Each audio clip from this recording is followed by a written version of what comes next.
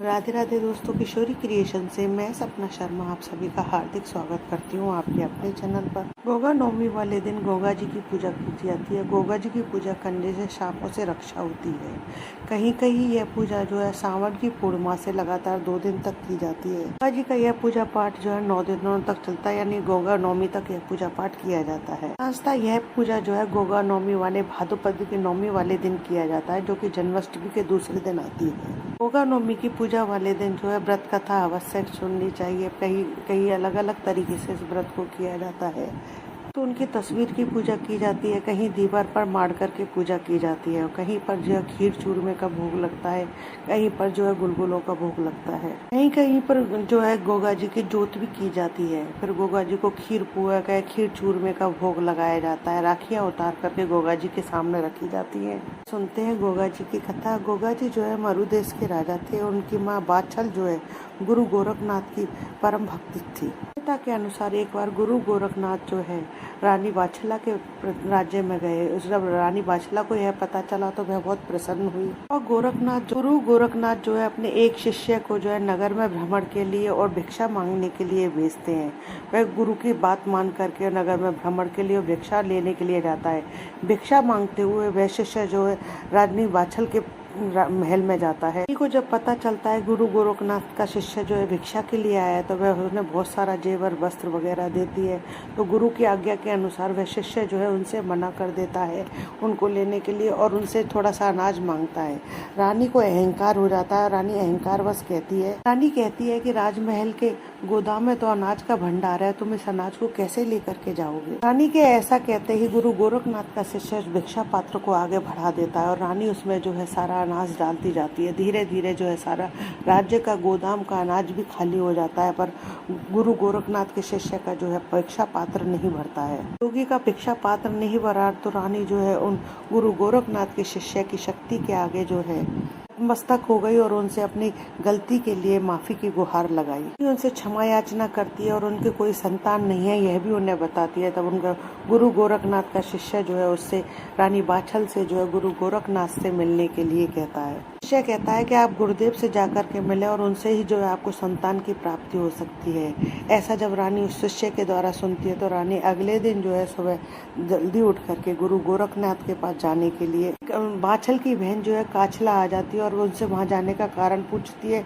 बाछल के मन में कोई भी शंका नहीं होती है, तो वह उसे निष्कपट होती है, तो उसे सारी बातें सच सच बता देती है। संतान प्राप्ति के लिए गुरु गोरखनाथ जी के पास जा रही है।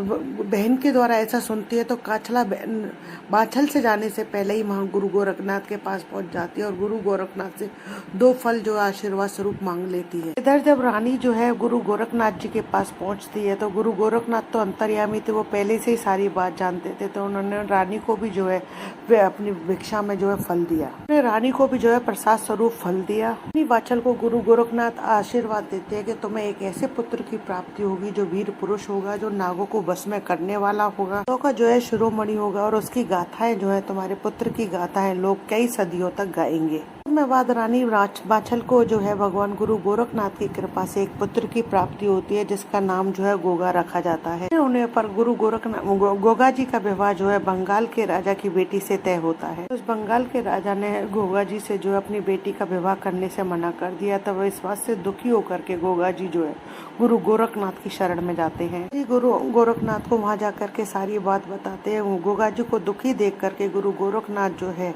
गोगा जी की सहायता के लिए बासुकी नाग को करने के लिए कहते हैं और उनसे कहते हैं कि वह राजा की कन्या पर जो है विष प्रहार करें। बासुकी नाग के द्वारा राजा की कन्या पर विष प्रहार किया गया और राजा के वैद्य जो है उस विष को समाप्त नहीं कर पाए। जब राजा के वैद्य जो है उस विष के प्रभाव को कम नहीं कर पाते हैं तो वेश बदले हुए वासुकी नाग ने जो है राजा से कहा कि वासुकी नाग के रूप में जो थे उन्होंने कहा कि यदि यह गोगा मंत्र का जाप करे तो इसके विष का प्रभाव कम हो जाएगा। तो राजा जो है गोगा मंत्र का जाप करने लगे। बंगाल के राजा गोगा मंत्र का जाप करने लगे तो देखते ही देखते राजा की बेटी सूरल जो है विष के प्रभाव से मुक्त होने लगी। मैंने जो है अपनी पुत्री का विवाह गोगा जी से करवाया। गोगा पीर की जय, नीले घोड़े वाले की जय। गणेश जी यानी विनायक जी की कहानी। विष्णु भगवान और लक्ष्मी जी की शादी होने लगी। सभी देवी देवताओं को जो है बारात में जाने के लिए बुलवाया गया, निमंत्रण दिया गया। बोले गणेश जी को नहीं लेकर के जाएंगे, वे बहुत खाते हैं। कहने लगे उनके हाथी जैसे पाँव है, मोटी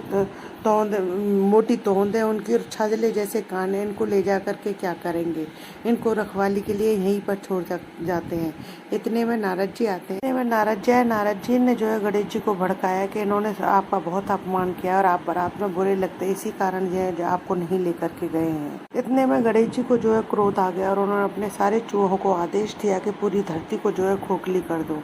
जमीन को खोखली करते ही जो है बारात के सारे रथ जो है जमीन में धंसने लगे। भगवान का रथ का पहिया भी जो है जमीन में धंसने लगा। सबने अपनी अपनी कोशिश कर ली, लेकिन कुछ भी नहीं हुआ। फिर उन्होंने खाती को बुलवाया। खाती ने पहिए को हाथ लगाते हुए कहा, ने जो है पहिए को हाथ लगाते हुए गणेश जी महाराज का ध्यान किया और गणेश जी महाराज की जय बोली। तो सब लोग बोले कि तुमने गणेश जी महाराज को की जय क्यों बोली है? तो वह खाती बोला कि मैं गणेश जी को याद किए बिना तो अपने दिन की शुरुआत नहीं करता। खाती बोला गणेश जी को याद किए बिना तो कोई काम सिद्ध भी नहीं होता है। सभी सोचने लगे हम तो गणेश जी को ही छोड़ करके आ गए। तो उन्होंने एक दूत को भेज करके गणेश जी को बुलवाने के लिए भेजा। जी के आने के बाद में गणेश जी का रिद्धि सिद्धि के संग में विवाह करवाया गया। फिर बाद में जो है भगवान विष्णु का लक्ष्मी जी के साथ विवाह हुआ। गणेश जी महाराज जैसे भगवान का काम सिद्ध करवाया, ऐसे सभी का काम सिद्ध करवाना, कहने वाले, सुनने वाले, हुकारा बनने वाले, सबकी मनोरथ पूरे करना, कथा अधूरी हो तो पूरी करना, पूरी हो तो मान करना। दोस्तों यदि आपको मेरे द्वारा दी गई जानकारी पसंद आए तो प्लीज मेरे वीडियो को ज्यादा से ज्यादा लाइक और शेयर कीजिए। यदि आपने अभी तक मेरे चैनल को सब्सक्राइब नहीं किया है तो उसे सब्सक्राइब करना ना भूलें। पास ही बेल आइकन को दबाएं जिससे मेरे आने वाले हर नए वीडियो का नोटिफिकेशन जो है आपको मिल जाए। हिंदू धर्म, रीति रिवाज, कथा कहानी जानने के लिए मेरे चैनल पर बने रहने के लिए बहुत बहुत धन्यवाद। जय श्री कृष्णा दोस्तों, राधे राधे।